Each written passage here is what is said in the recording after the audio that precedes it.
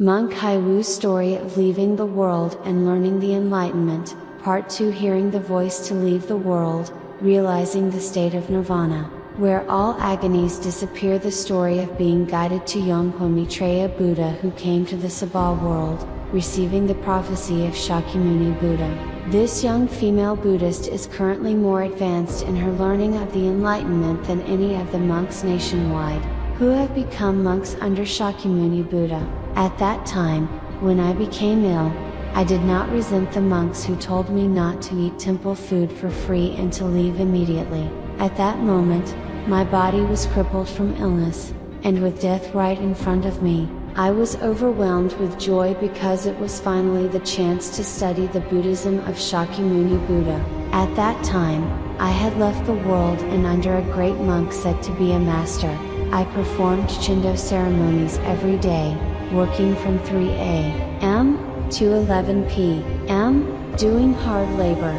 but only after I became sick and disabled, unable to move and work anymore, did I finally get the chance to fully learn and practice the Buddhism of Shakyamuni. It was so difficult to get even one meal at the temple. I had to work the entire day just to barely earn a single meal. Even if I were to die tomorrow from illness, if I could move my body today, I had to work.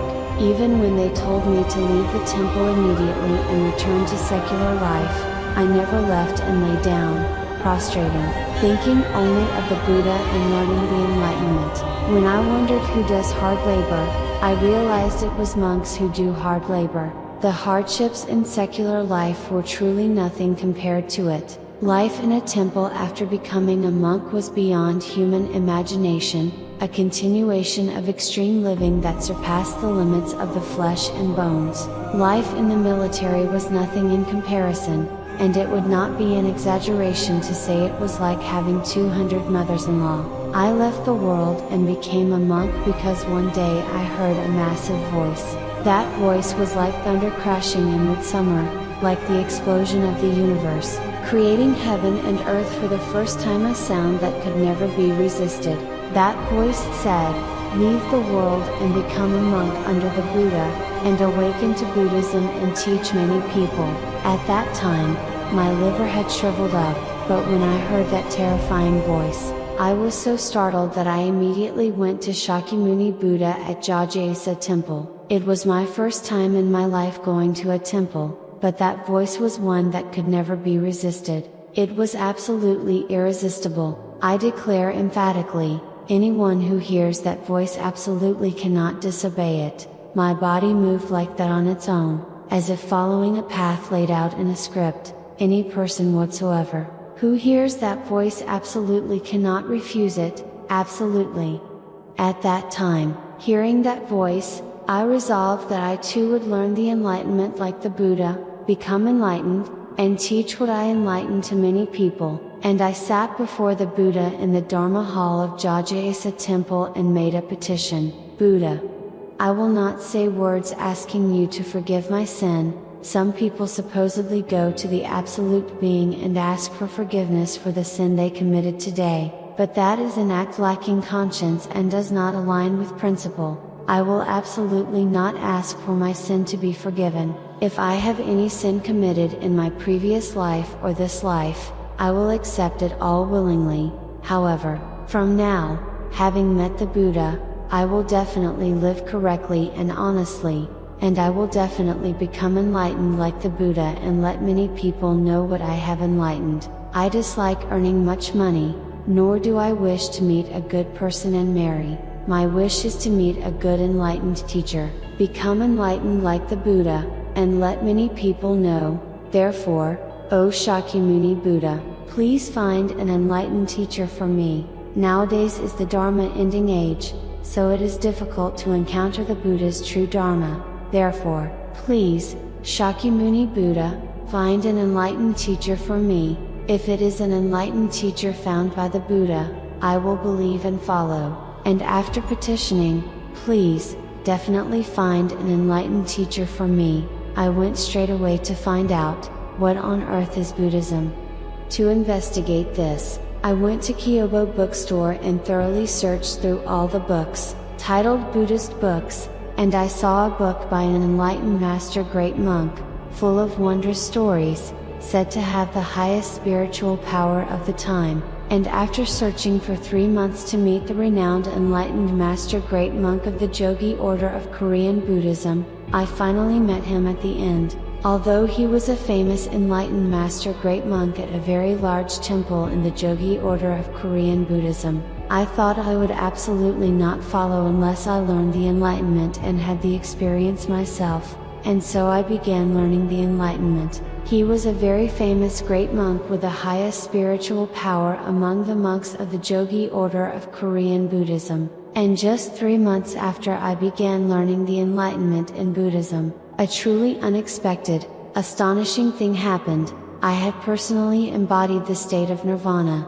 the extinction of all defilements, spoken of by Shakyamuni Buddha. That state was very blissful, and that blissful state was the state of nirvana spoken of by Shakyamuni Buddha, where all defilements had undergone extinction. Having entered Buddhism and learned the enlightenment for just 3 months, I attained realization that the other shore, spoken of by the Buddha, truly exists, and I was startled. That state of nirvana, where all defilements had undergone extinction, was very blissful, peaceful, and happy, because any suffering had all disappeared and was gone, because I had actually experienced personally that the other shore, spoken of by Shakyamuni Buddha, exists and was continuing to live in that state. I resolved, the Buddha's words are true, I must follow in the Buddha's footsteps, I must undergo becoming a Buddhist priest. In that state, as if a thin protective barrier enveloped my body,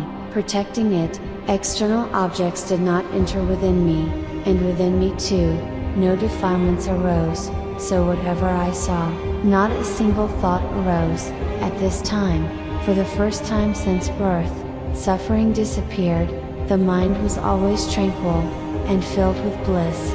I wondered if such a world truly existed, but upon learning the enlightenment, such a world of the other shore truly existed. It was so wondrous.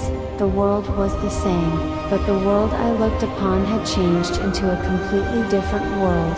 It was clearly a world full of judging, right and wrong and suffering, but after embracing Buddhism and learning the enlightenment, it was so tranquil and serene that defilements did not arise, and for the first time since birth, I was at peace. Although everything in the world remained the same, a completely different world unfolded before me. Since I had truly experienced the state of nirvana of the Buddha, I never wanted to return to the burning swamp of the Saha world again. The world I had previously lived in was filled with suffering from discriminative judgment, because the world of the other shore, as spoken by the Buddha, truly existed. I made up my mind to hold on to Shakyamuni Buddha and never let go, and to follow behind him. I decided to follow the Buddha's path and to become a Buddhist monk. When I went to enter priesthood, the head monk scolded me, saying, "Someone like you, becoming a monk?" He shouted at me in front of many people, belittling me, but I was not angry. It was because the one shouting was the Buddha himself. Even though I was rejected, I stepped away with a grateful heart, and I did not give up. I went back 3 months later to try again, but again the head monk shouted at me in front of many people. Meanwhile, the younger sibling who practiced with me was granted permission and entered priesthood before me under Master Duan. I looked at the monk's quarters my sibling had entered, and shortly afterward, I received my sibling's lay clothes and shoes and returned with them. My youngest sibling, who had lost our mother at the age of 6, had taken this difficult path of asceticism. I felt sorrow for that, but also relief and peace that he had entered the arms of the Buddha. The younger sibling who used to come back from temples mimicking the monks chanting finally entered priesthood. At that time, I thought I would return in 3 months, and I left for Hyensa in Hapshin. When I arrived at Hyensa, it felt just like coming home, so wonderful.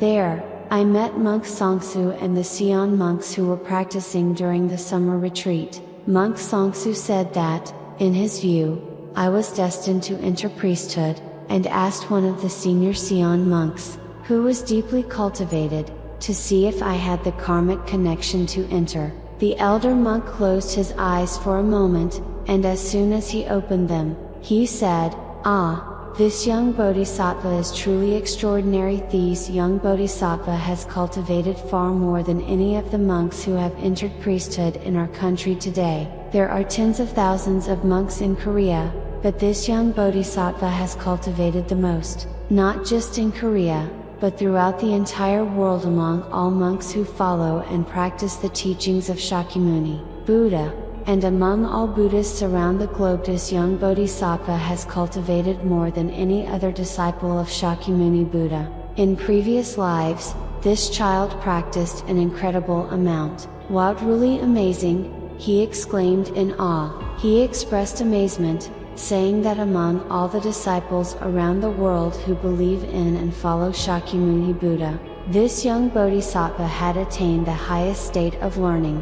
Monk Songsu and the other monks present were surprised and asked, "Ah, has this young bodhisattva really cultivated that much?"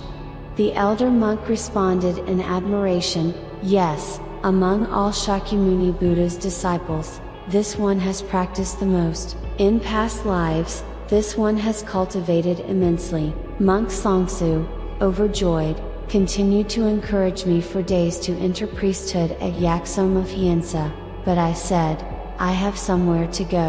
When he asked, "Where are you going?" I said, "To Master Duan."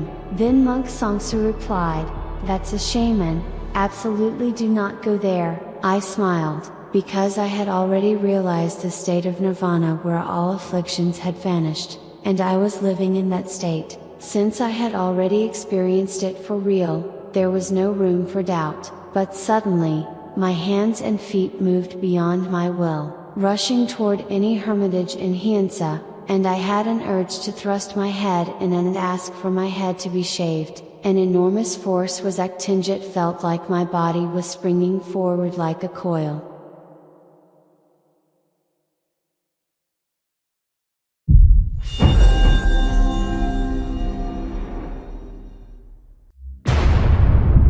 The law of all things in the universe, the Gong Thought. The teachings of Yonghwa Maitreya Buddha, the founder of the Gong Thought.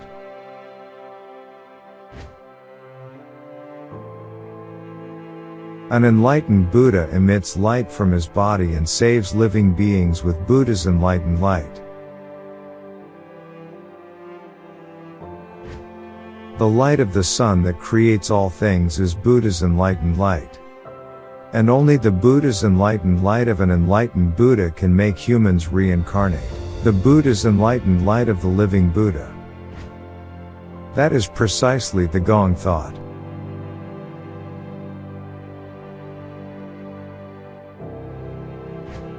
Receiving Shugi means embracing Buddha's enlightened light, that is, the Gong Thought, within my body. After death, there is no samsara, only everything becomes extinct. If you receive Shugi with the Buddha's enlightened light of an enlightened Buddha, you will have eyes that can see the Yonghwa world even after death. Chendo and Shugi are only possible through the Buddha's enlightened light of an enlightened Buddha.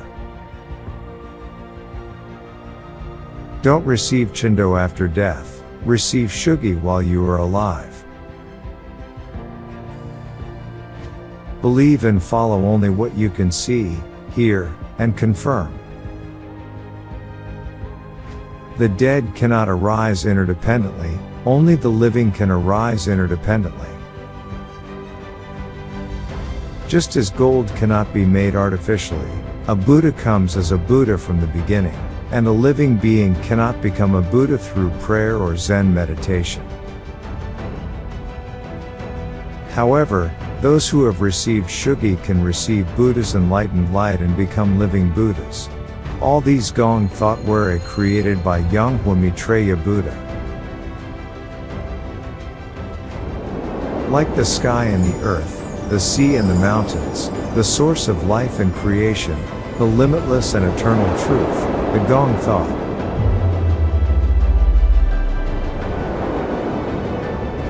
See, hear, and meet Yonghwa Maitreya Buddha's Gong thought directly every Sunday at Yonghwa Temple in Surazan Mountain, Anyang.